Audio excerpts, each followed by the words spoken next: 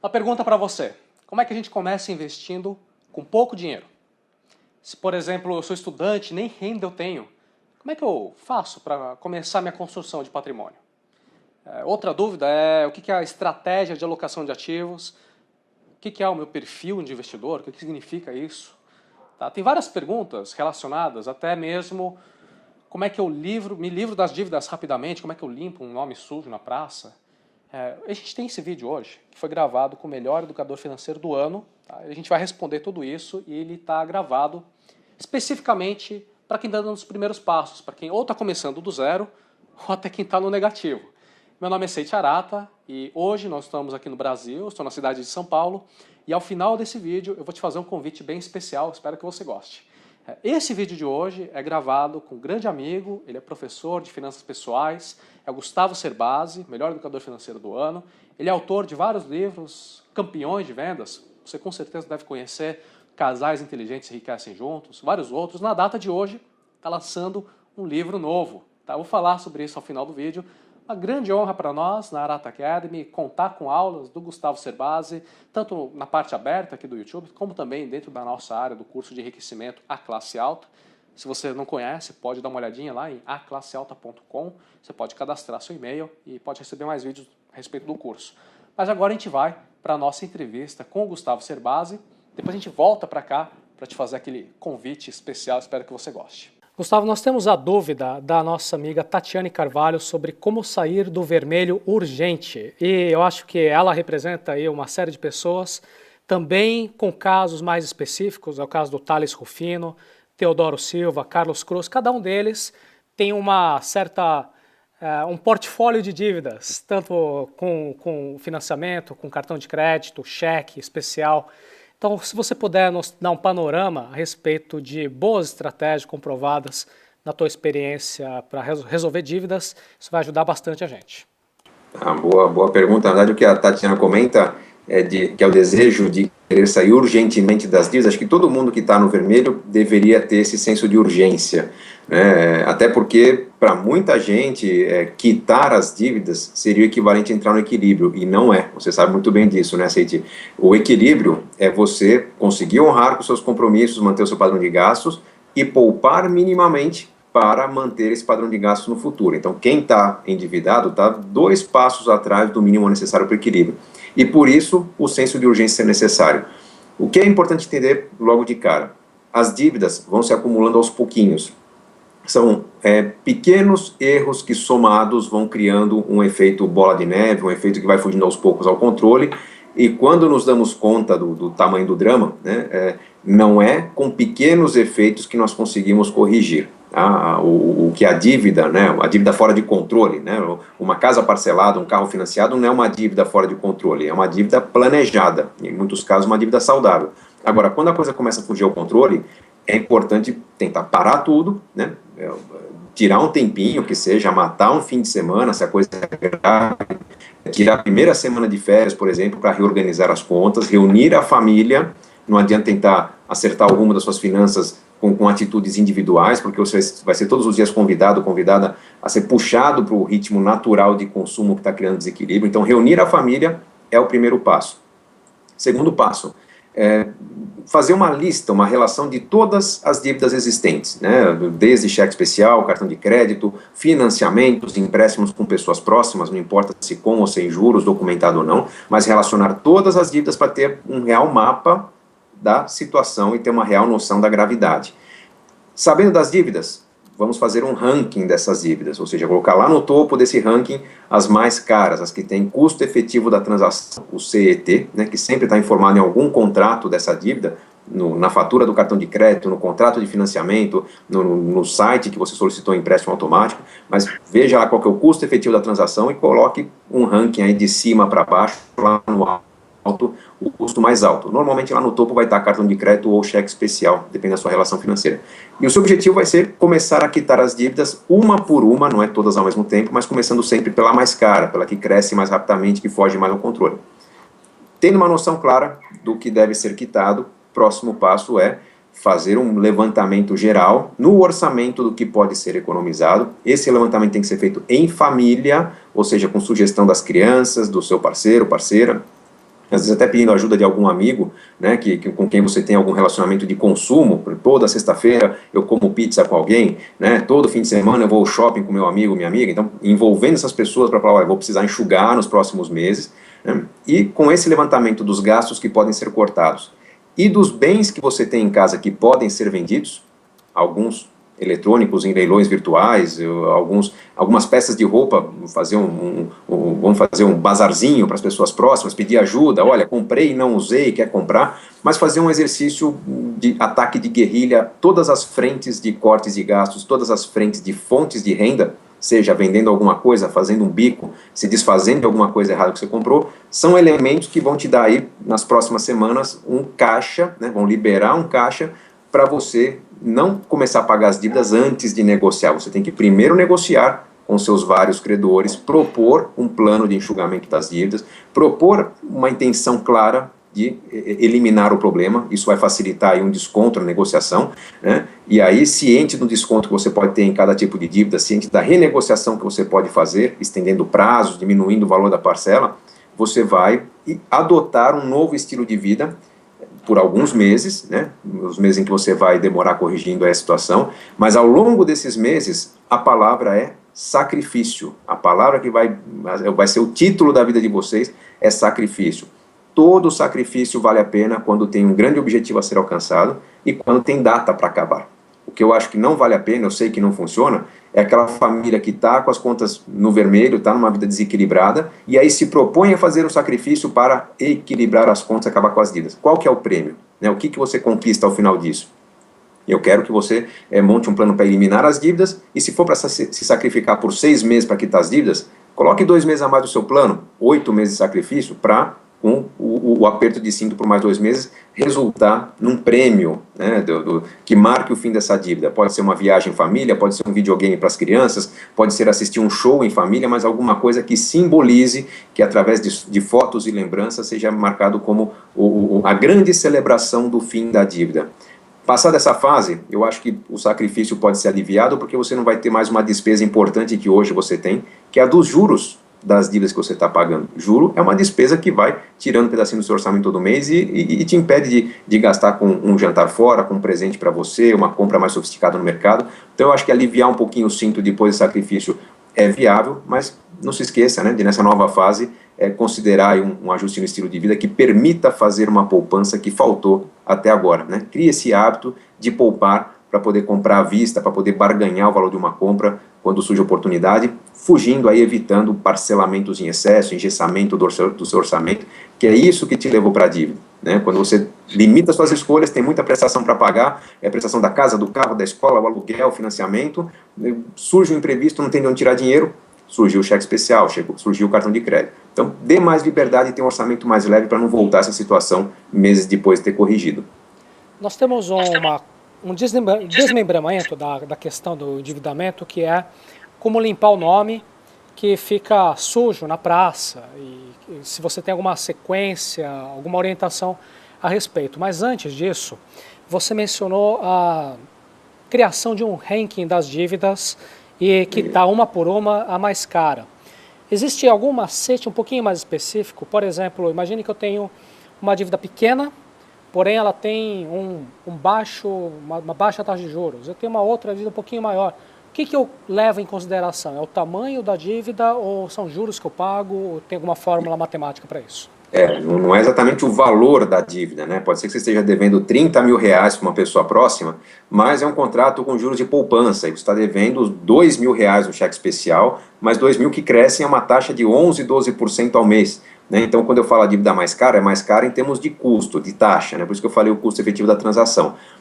Eu recomendo começar, não importa o tamanho da dívida, mas começar pela mais cara, porque se você hoje tenta aliviar uma dívida de maior valor, né, mas com custo mais baixo, você pode perder todo o esforço do seu alívio no crescimento muito rápido das dívidas de menor valor com taxa alta. Então, é importante você tomar aí o monstro da dívida, né, contendo justamente os fatores de crescimento mais rápido, e demonstrar para as pessoas, para os credores, que eventualmente venham a ter valores maiores, a sua intenção de se organizar e de quitar o problema nos próximos meses. Tá? Quando a gente fala de nome negativado, também citado como nome sujo, né, por muitas pessoas, É importante ter noção de que quando você não tem uma condição de crédito saudável, ou seja, quando você tem um nome realmente tido como mal pagador, essa é uma prioridade que você tem de tentar limpar o nome o quanto antes. Agora, eu não jogaria isso ao longo do tempo, né? Eu faria um esforço de 2 ou 3 dias visitar todos os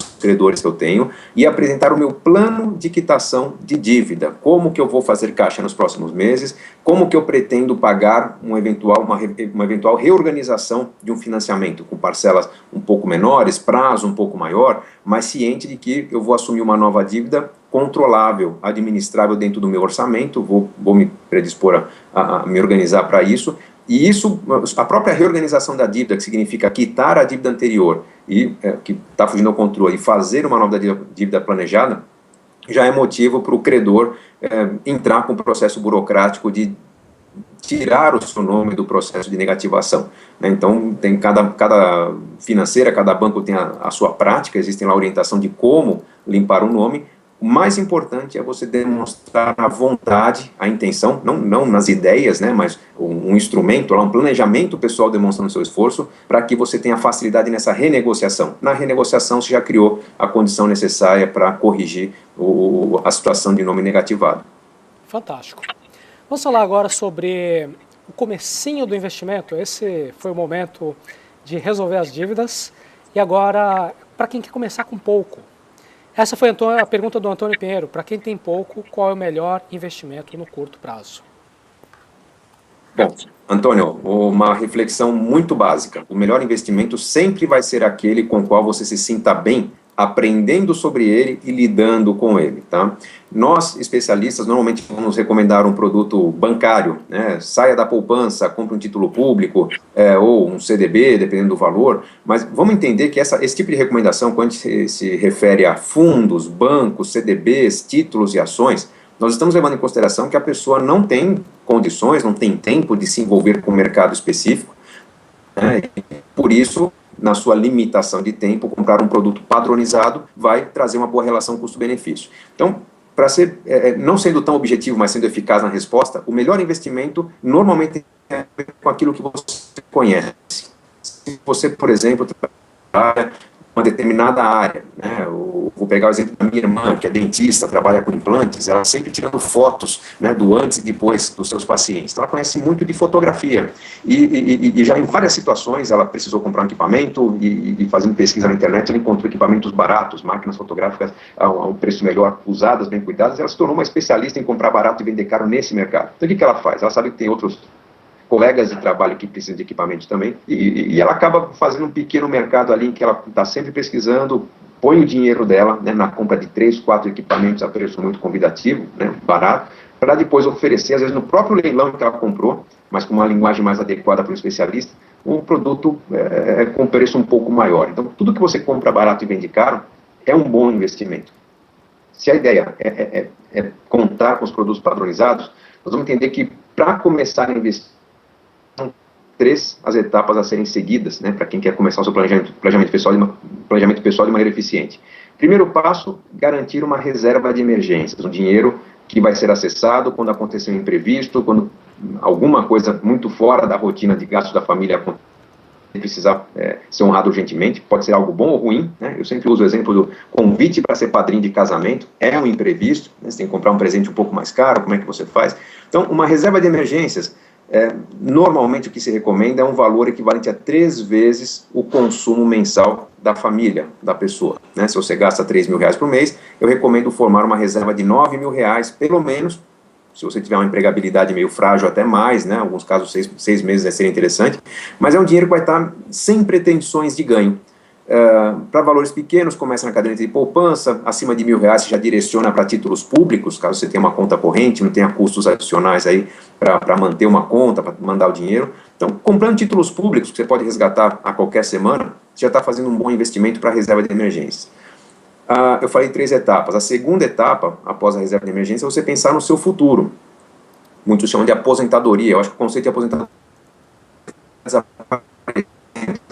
vamos pensar em sustentabilidade do seu consumo, né? Você pode, se tiver muito conhecimento, montar uma carteira de fundos de renda fixa e fundos de renda variável, ou uma carteira de ações e títulos públicos, ou se você é uma pessoa com pouco tempo para planejar o futuro, para fazer cálculos e atualizar suas contas pela inflação, eu recomendo fortemente um plano de previdência privada. Não pelo ganho diferenciado, mas pela conveniência de você saber onde vai chegar. O que você vai colher no futuro. O corretor de seguros, quando vende o plano, normalmente faz essas continhas e te dá uma estimativa, né, de que aquele plano pode gerar um patrimônio, né, de 500 mil reais, de 300 mil reais, o valor de hoje, ou uma renda de 2 mil, 3 mil por mês, então você tem uma noção de onde vai chegar.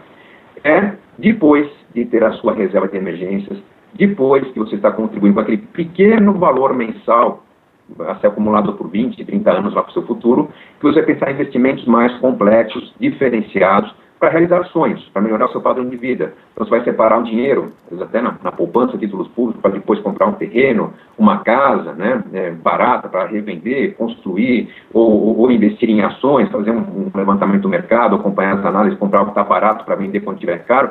Esse tipo de investimento com pretensões de aumentar o seu poder de consumo, ele vem depois da reserva de emergências e depois da construção de um futuro seguro. Lógico que sua renda está aumentando, seu patrimônio está aumentando, com o passar do tempo você vai aumentar também a reserva para essa construção do futuro, para sua aposentadoria. Mas isso vai acompanhar o aumento do seu patrimônio, da sua renda, e não agora, né? Não seja muito... Não exagere, né, na expectativa de um futuro muito rico, enquanto você não dá certeza e solidez nesse futuro. Tá? É na certeza e solidez que você parte para a construção mais arrojada. Excelente. Nós estamos com alguns pequenos problemas na ligação. Agora deu uma estabilizada, mas se voltar a gente faz uma pequena pausa. Legal. Enquanto isso, no final, aí a gente corrige, tá? O Gabriel Mello é estudante, sem renda. Tem algum conselho um pouquinho mais específico para ele? Tenho. Gabriel, estudante sem renda, então eu não vou falar com você poupança para o seu futuro, né? É lógico que você está naquele dilema de fazer um estágio, talvez, remunerado, existem muitos estágios bem remunerados, ou aceitar aqueles interessantes estágios com pouca remuneração, em alguns casos até não remunerados. Eu acho que nesse momento você tem que ter uma conversa muito franca com seus pais, né, explicando as suas necessidades, as suas intenções, de talvez depender da família por semestres a mais, e poder partir uma vida mais independente, mais autônoma, com solidez.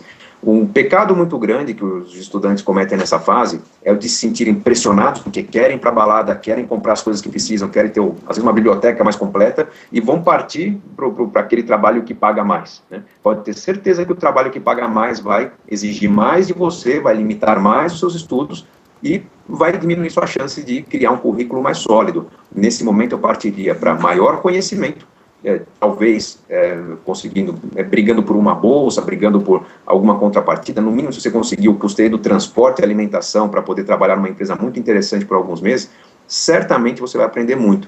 E isso vai facilitar a sua entrada no mercado de trabalho formal lá na frente, que aí vem uma outra reflexão importante, né? Quando surgir a renda, vem a liberdade? Eu acho que não, tá? Às vezes o jovem que não ganha nada, quando passa a ganhar qualquer 2, 3 mil reais por mês, se sente muito livre.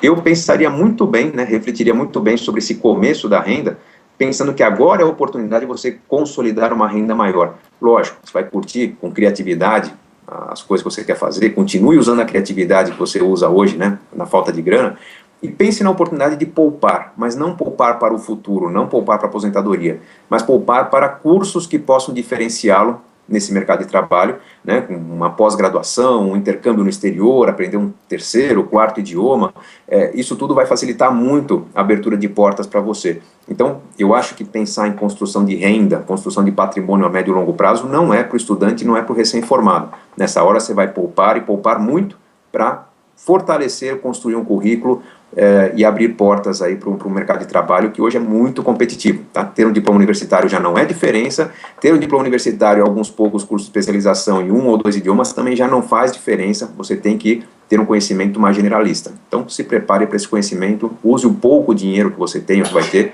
exatamente para isso. Excelente, inclusive eu segui um pouco aí das recomendações que você deu no começo da minha vida universitária, eu achava até engraçado.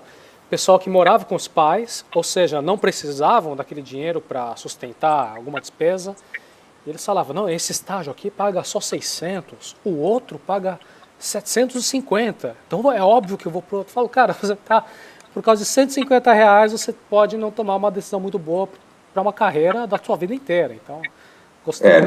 Não é a hora. Sabe que tem um truque interessante, Seiti, que eu tenho recomendado, eu tenho feito muitos trabalhos para jovens universitários nos últimos anos, e tem um truque muito legal que eu vejo que funciona na maioria dos casos, que é o jovem, quando tem uma primeira renda, um aumento de renda, ele se esforça em manter o padrão que ele tinha até então na situação que ele vivia. Então, se ele, no caso que nós respondemos a pergunta agora, o jovem não tem renda, se ele começar a viver com um estágio pagando, por exemplo, R$ 1.000 por mês, eu convido esse jovem a manter o estilo de vida que ele tem hoje sem renda, até que ele tenha o primeiro aumento.